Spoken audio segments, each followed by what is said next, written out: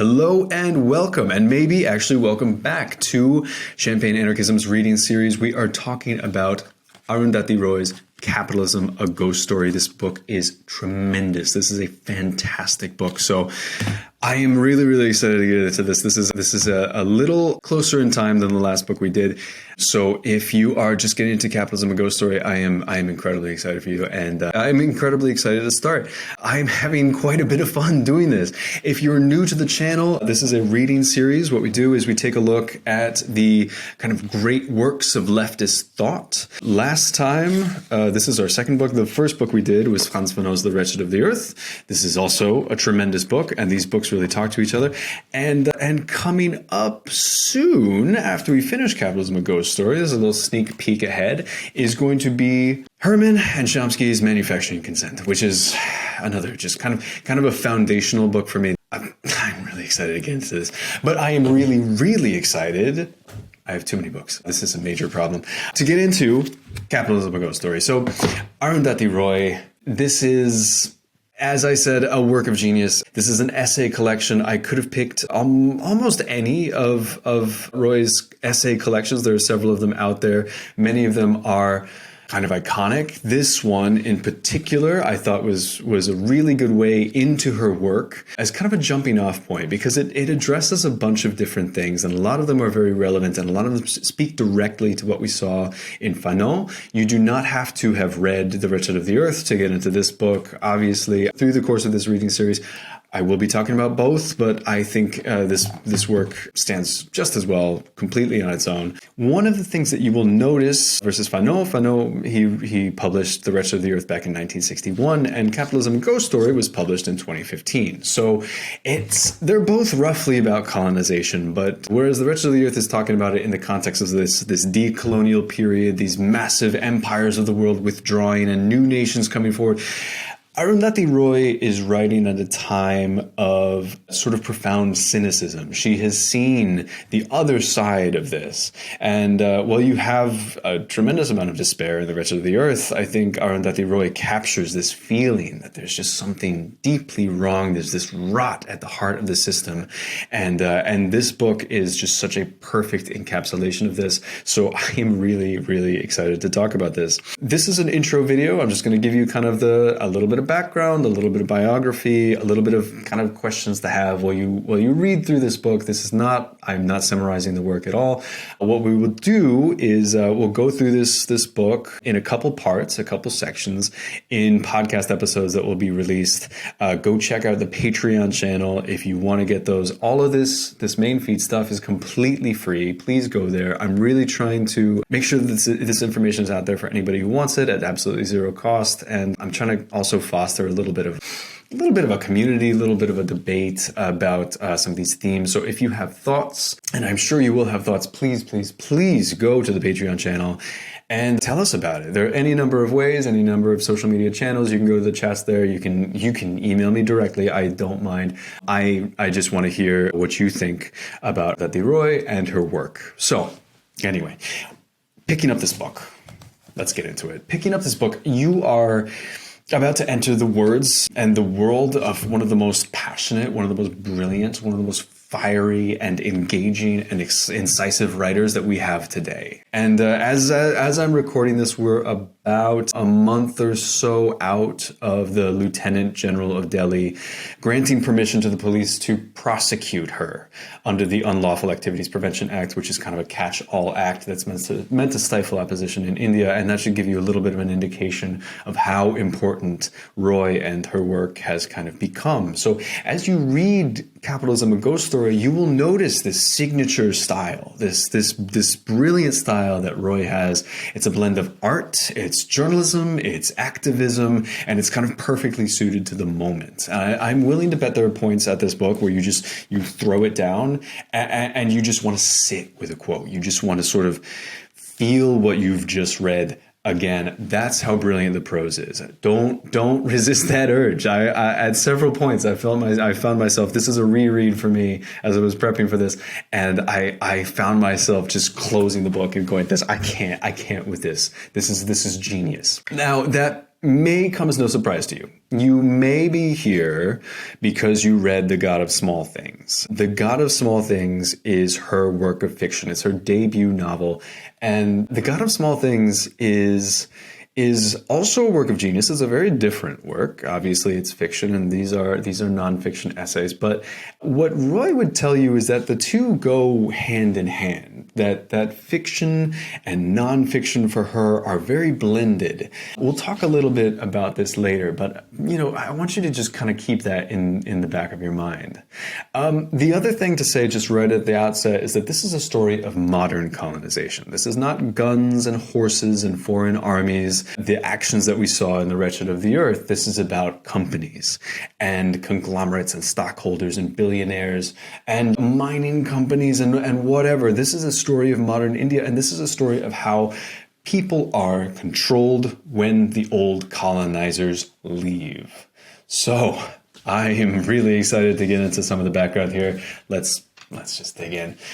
Starting with the history. Now, if you watch the video on Frantz Fanon, you know that I started way back in the 1930s. This time we're starting much, much closer to home, to the present day. To be precise, we're starting in the year 1991, which is the year that India faced a balance of payments crisis and had to go to the IMF for help. Now, a balance of payments crisis is what happens when you're spending more on imports than you're getting on exports, and the foreign reserves that you're using to finance those imports are running out. So India had experienced multiple shocks at this point, a massive spike in global oil prices, a meltdown in investor confidence, people just pulling their money out of the country. It was running out of cash to service its debts and pay for imports, so it's forced to go to the IMF. Now, if you've already read some of this, or you've read a little bit of Arundhati Roy, or people like her who write a lot about this, then you probably have formed an opinion on the IMF. I certainly have as well. I've actually written a couple things about the IMF in the past. The IMF, what it does is it's supposed to be kind of a lender of last resort to cash-strapped countries in a time of crisis. So country comes into crisis, has trouble paying down its debt, and so goes to the IMF for effectively an emergency loan. And that loan is supposed to tide them over and help them get their finances in check and help them kind of get back on their feet. That's at least the general theory. Now, I could probably spend several hours complaining about the IMF, but what you need to know is this. The IMF works on behalf of the world's most powerful countries, and normally the United States. And when the IMF lends that money, it always comes with strings attached. Always. Now, this is 1991. Too. So it's kind of a heyday for the IMF strings being attached. The IMF will normally make a series of recommendations that come as conditions for unlocking that money. And those conditions fall under a broader set of rules that are normally referred to as the Washington Consensus. You may have heard some of this before. Those rules, the Washington Consensus, a lot of this comes under the umbrella term of neoliberalism. When we talk about neoliberalism, technically, we are normally talking about this system of economic policies. Things like free-floating exchange rates, so you don't control your currencies anymore, or opening up domestic markets to foreign competition, or limiting government intervention and government spending. You may also be talking about ending subsidies for domestic businesses, deregulating finance. You're selling off state assets, so any state-run companies, those are being sold off and privatized. All of this stuff. It's kind of a panoply of options that the IMF will present depending on the case and say, country X, if you want this money, we recommend that you do this, this, this, and this. Now, in practice, this is a very good way of breaking and exploiting countries, and it's been going on for decades. As a matter of fact, there's a really good quote that Arundhati Roy says to David Barsamian. This is kind of a legendary interviewer, radio guy, and there was actually just a book that was released. It's called Architecture of Modern Empire, I think, if I have that right. That is a really good companion piece if you have extra time and feel like doing some extra reading, along with Capitalism, a Ghost Story. It's a series of interviews that Barsamian did with Arundhati Roy, and just, I mean, the way she speaks is like the way she writes. It's incredibly easy to read. It's really, really clear and very, very evocative. And as I was reading this as part of this prep, I came across this quote that talks about the power, the sort of checkbook power of the IMF when it wreaked havoc in Argentina. She compares it to a cruise missile. So here's the quote. Quote, once you understand the process of corporate globalization, you have to see what happened in Argentina, the devastation of Argentina by the IMF, is part of the same machine that has destroyed Iraq. Both are efforts to break open and to control markets. And so Argentina is destroyed by the checkbook and Iraq is destroyed by the cruise missile. If the checkbook won't work, the cruise missile will. Hell hath no fury like a market scorned. Now that is a tremendous quote. And it's just brilliant. That's an interview from back in 2003, actually, so shortly after the invasion of Iraq.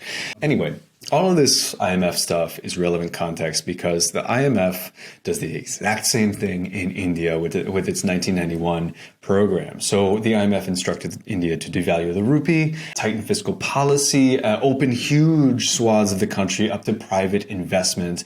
Previous to that, India had existed under a dirigiste system. So this is kind of high levels of protectionism in the economy, something that actually worked reasonably well in increasing food production, but kind of stopped short of major land reform that would have returned control over to larger groups of people. So it was interesting policy, but it did kind of falter in its tracks. But in any case, that period ended quite abruptly in the 1990s. Although, of course, it's worth mentioning that a lot of people make the argument that this had already begun well into the 80s, and the 90s are just kind of where it really starts to get going properly. The details do really matter here, and a lot of people argue over the details, kind of rightly so, but the general kind of broad strokes of the situation is that India, during this period, is going from a period of quite high government interventionism in the economy to very low government intervention in the economy. Just like what's happened in kind of the United States, the UK in the 1980s with this kind of laissez-faire movement to government out of everything, that's what's happening in India now. So it's just come to catch up. Neoliberalism is coming to catch up with India, and Arundhati Roy is there to see it happen. And Roy takes one look at this and blames this neoliberal opening for a lot of the rampant inequality that she rages against in the book. And she's absolutely right to do that. So she opens this book with a description of the new fabulous billionaire household of Mukesh Ambani. And it's tremendously evocative, the language that she uses here. And it's particularly interesting because she's noting not just the fact that Mukesh Ambani has a fabulous mansion household, but also the fact that this is in a zone of tremendous inequality, right? And she blames neoliberalism and economic liberalization for that directly. Now, as you read this book, you will see Roy talk about those billionaires, the mega corporations that have inserted themselves into ordinary Indian life in a way that you'll probably recognize even if you aren't Indian. This book is ostensibly about India, but it's really about the world, right? This is an international trajectory. Right at the end, she talks to Occupy Wall Street protesters and makes that exact same point. This is a book about what a lot of people refer to as late-stage capitalism or techno-feudalism, if you read Yanis Varoufakis, or whatever you kind of prefer to call it, this late stage that we've arrived at. And she comes to this point in the book after she talks about Mukesh Ambani and his house, where she invokes Karl Marx. And she talks about the capitalist mode of production being so huge and so all-encompassing that it's like a sorcerer who is no longer able to control the powers of the netherworld that he has called up with his spells. And I love this section. And this section is where the book gets its name, Capitalism, a Ghost Story.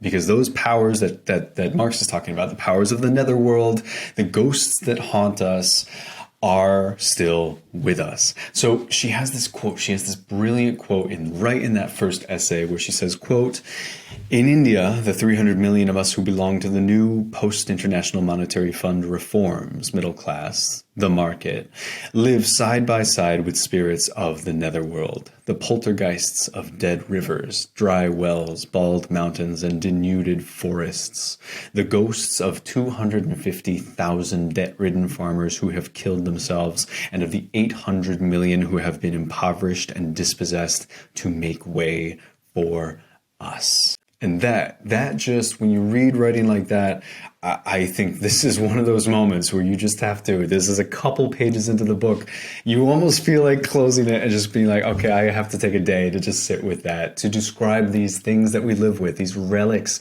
of late stage capitalism, the monuments that we have built to ourselves by burning down the Amazon or whatever, equating those with the spirits of the netherworld that are evoked by Karl Marx, I think is a truly brilliant and inspired idea. And that's why reading this book is just such a pleasure.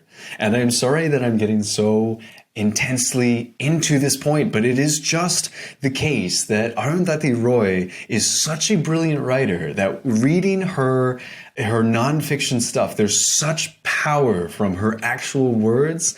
It's almost undeniable. So that's enough historical background for now, I think. I know we spent a lot more time on describing the decolonial period back when we did The Wretched of the Earth, but what you really need to know for this is that, there's a number of developing nations, and India is one of them, and most of the examples that Roy is using come from India, that are in a position of type of economic subservience to the core, to the metropole or the global north or whatever you want to call it.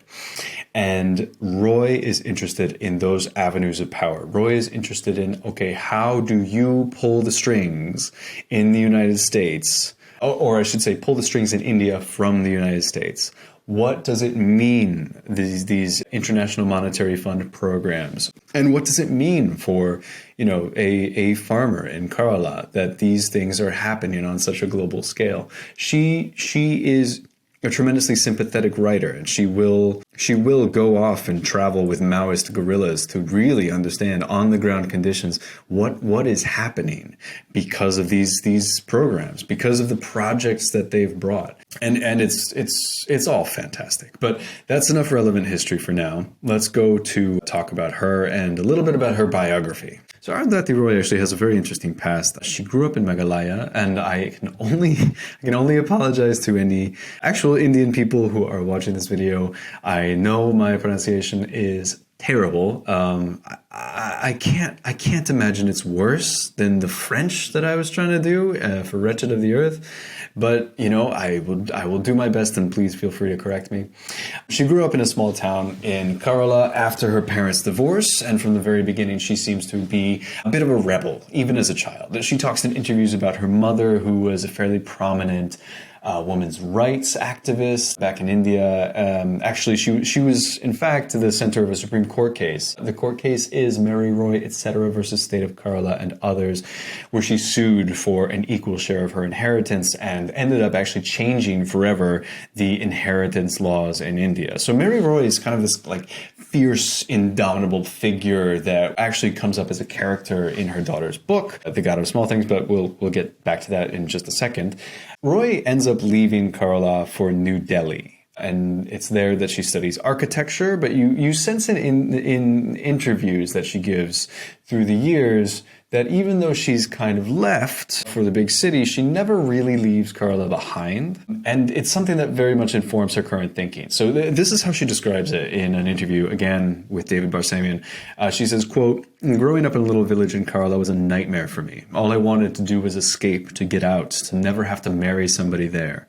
Not that people were queuing to marry me. I was the worst thing a girl could be, thin, black, and clever. No looks, no dowry, no good." Now, when she's in New Delhi, she gets married to a filmmaker. She writes a couple plays, and crucially, she starts work on a book, her masterpiece. This is the book that's going to put her on the map. This is the one that's going to make her career. It's going to shape the rest of her life. It's going to allow her to do what she ends up doing, the stuff that leads to Capitalism, a Ghost Story. And that book is, of course, The God of Small Things, published in 1997. Now, Arundhati Roy loves to say, and this comes up in interviews all the time. It's a brilliant line. I see why she keeps saying it, but she often says that fiction is the truest thing there ever was. And if you've read The God of Small Things, you will see why that is. It's a stunning book. It's beautifully written. All the characters and places and events, they come off the page in a way as if they were real, because they are all based in reality. Without getting too deep into it, because if you haven't read it, you absolutely should. The God of Small Things is about kind of modern India, or at least India back in the 1990s. And it's about forbidden love and modernization and opposite have, and how the tiniest things are reflected in the most titanic of events, is how Roy puts it. At times, the book is very melancholic. At times, the book is very violent. And it's a deeply controversial book. It was the subject of a criminal case because local officials said that it was obscene, which is all to say that you should absolutely read it. In fact, here in the United Kingdom, where I am right now, I believe it's actually required reading in some schools. British viewers, please weigh in. Did you have to read God of Small Things in high school or secondary school? I would love to hear. I grew up in the US and I did not have to read it, although I wish I had back then, because it is a tremendous book. Now, I mentioned this before, but to say The God of Small Things kind of informed Roy's later writing, her political writing and journalism, is doing something of a disservice to her, because as she sees it, they're one and the same. This is another quote from that same Barsamian interview. She says, quote, "Specialists and experts end up severing the links between things, isolating them, actually creating barriers that prevent ordinary people from understanding what's happening to them. I try to do the opposite, to create links, to join the dots, to tell politics like a story, to communicate it, to make it real. The God of Small Things is a book which connects the very smallest things to the very biggest, whether it's the dent that a baby spider makes on the surface of water in a pond, or the quality of moonlight on a river, or how history and politics intrude into your life, your house, your bedroom, your bed, into the most intimate relationships between people, parents and children, siblings, and so on. If you lose those connections, everything becomes noise, meaningless, a career plan to be on track for tenure." Quotes like this, when we talk about Arundhati Roy, they really kind of grab my attention, because I think she's absolutely right. I think to be a whole person, to really understand the world, you have to kind of break out of these kind of boxes of specialization. And that's not to say don't pursue expertise, but to understand the world as a whole. And I think Roy is one of the best writers living at kind of connecting the big to the small. I don't think it's any surprise that the whole theme of God of Small Things is that tiny, tiny reverberations and very, very small actions and characters and people, the powerless, end up being reflected or influencing sometimes the titanic events that surround us. I think that is very clearly in her later political work. And I think to understand Arundhati Roy and her work now, you can access that through her nonfiction and understand what she thinks. But to understand how she thinks, I think you have to read a little bit of her fiction. And it's easy for me to say that because I have read God of Small Things, but maybe I shouldn't immediately say that, because she did write The Ministry of Utmost Happiness. That's another book that came out not too long ago. In fact, I'm looking at it here. That was 2017. So that's definitely on my reading list. I can't really speak to that, but if God of Small Things is any indication, it might be worth picking up a copy. If you have read The Ministry of Utmost Happiness, please, please, please, please, please let me know. I would love to hear what you think of the book and how you think it reflects in kind of her political thinking. As always, Patreon's there. Please get in touch. Either way, it's the God of Small Things that made her a star and also put her on the radar of activists kind of across the world, and particularly within India. And it's here, after the publication of God of Small Things, that her career as a journalist and activist and commentator really starts to take off. She's approached by activists who are opposing the Narmada Dam, which we'll get to in just a second. But the other thing that happens to her is she's invited to join Maoist guerrillas to write about their violent resistance in West Bengal. And she even ends up joining the early Occupy protests in New York. I mentioned this at the start. We see this at the end of Capitalism, a Ghost Story. And throughout, she publishes essays and articles, and all of these turn her into kind of a renowned leftist thinker, and we might say the bane of corporations and governments, particularly back in India. She writes The Ministry of Utmost Happiness. She returns to fiction after almost 2 decades. And that takes us right up to the present day. And if you ever see Arundhati Roy in an interview, or if you see her speak kind of anywhere, you will still feel that that energy that makes you think, okay, we are not anywhere near the end of this story just yet. So that's a little bit of biography for Arundhati Roy that I think is relevant for reading Capitalism, a Ghost Story. But before we close out this video, let's deal with some key issues that Roy is particularly interested in and that come up in one shape or another in this book that we're about to tackle. And one of the big issues that Roy is concerned with, and this should come as no surprise, is the environment. One of the first major causes that she devotes her attention to is the Narmada Dam project and the Save Narmada movement. The dam, originally this is a project that was backed by the World Bank, obviously, and was eventually completed in 2017. It displaced thousands of people in addition to an enormous environmental cost. But when it began, it was staunchly opposed by the movement, and Roy was a big part of that movement. She actually says that the people of the movement reached out to her and asked her to join because they had read God of Small Things and knew that she would be on their side. So environmentalism, it's always kind of been a key part of her thinking. But it's a little deeper than that, because she doesn't just want to protect the environment. She sees humans as integrated into this ecosystem. And she thinks the way that we organize ourselves, particularly in the Western world, is a failure of imagination. That's a key phrase. You may recognize that if you've read The End of Imagination, one of her most famous stories about the nuclear testing in India. If you haven't read that essay yet, please go check it out. It's really, really stunning. But she wants us to kind of pioneer another way. She says, quote, "When you travel from India to the West, you see that the Western notion of, quote, development has to do with a lack of imagination, a taming of the wilderness of the human soul, an inability to understand that there is another way to live. In India, the anarchy and the wilderness still exist, though they're under the hammer." So that's just a little bit on the environment. Keep that in the back of your head as you read Capitalism, a Ghost Story.